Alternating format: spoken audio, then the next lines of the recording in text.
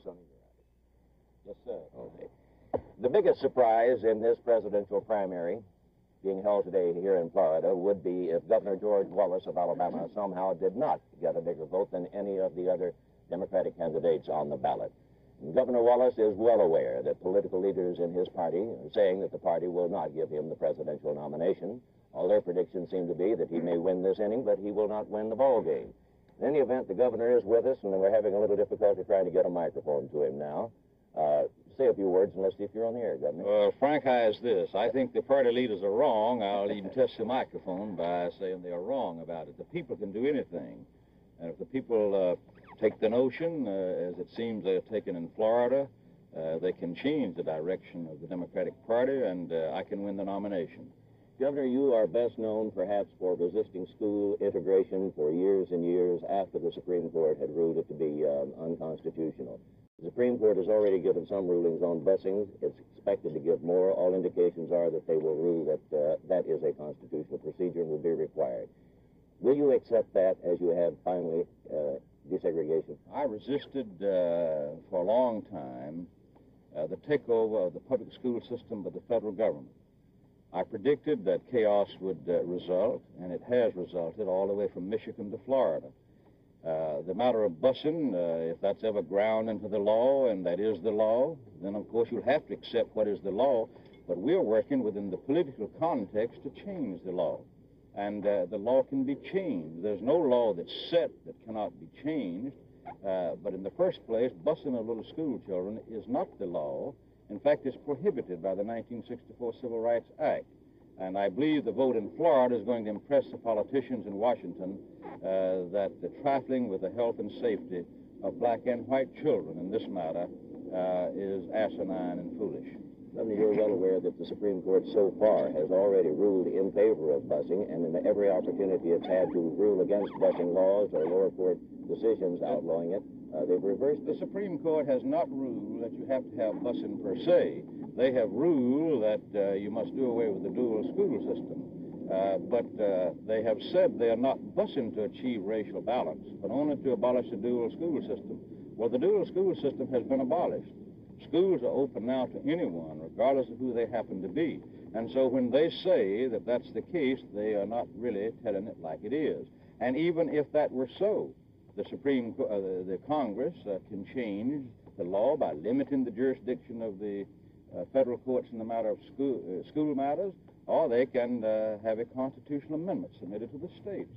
Well, as you know, President Nixon is preparing, or has prepared, a statement that will be released after this primary here in Florida is over on the subject of school busing. What do you expect that he will say, and how will it differ from your position, if at all? I said if I ran well in this primary that he'd make a statement before he went to Red China. And when he went to Red China, I sometimes say I feel that he and Mao Zedong might have discussed busing while they were there.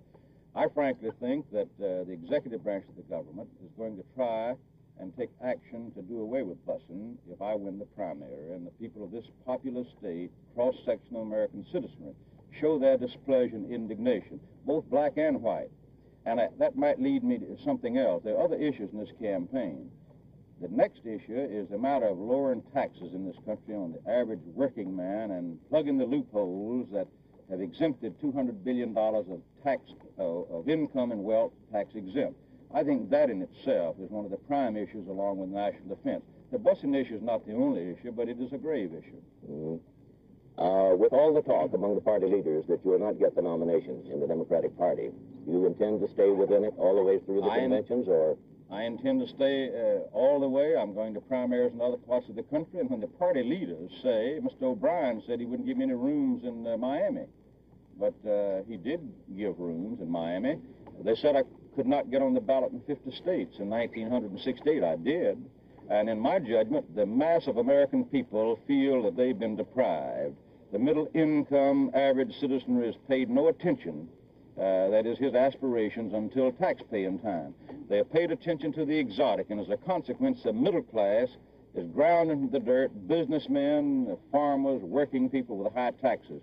I think that's an issue. But again, Governor, if you feel that you're being deprived of your legitimate reward, and are being denied the Democratic Party's nomination, will you try to get the nomination outside the Democratic Party? Well, I have no intention to go any route at this time other than the Democratic Party route. But already candidates in Florida from the National Democratic Party are saying things I've said all the time. It's amusing how you can see the change in the statements made by candidates that differentiate from their voting record in the Congress. Already the people of Florida are making them take a wishy-washy position on some matters, talk about tax reform, law enforcement, against school busing some of them. And I never thought the day had come that that would happen. And the party leaders had better watch out, because the American people, the mass of average citizenry, are going to run over the party leaders, because they're not going to control forever the destiny of the National Democratic Party that used to be the party of the people.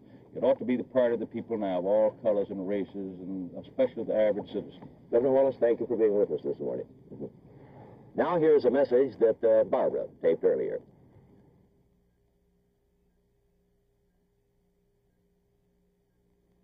Your carpets and rugs are two of your most important investments, and you can help protect that investment with gentle, effective Blue Luster.